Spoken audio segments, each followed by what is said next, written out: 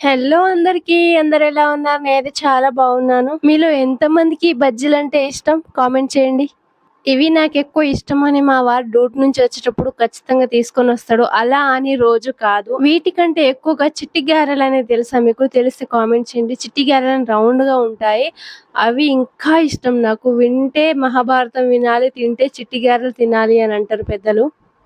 మా ఊరి పక్కన ఇంకో ఊరుండేది. అక్కడ చాలా చేసేది. మా డ్యాడీ ఎప్పుడు వెళ్ళినా మా కోసం తీసుకొచ్చేవారు. మేము చాలా ఇష్టంగా తింటామని.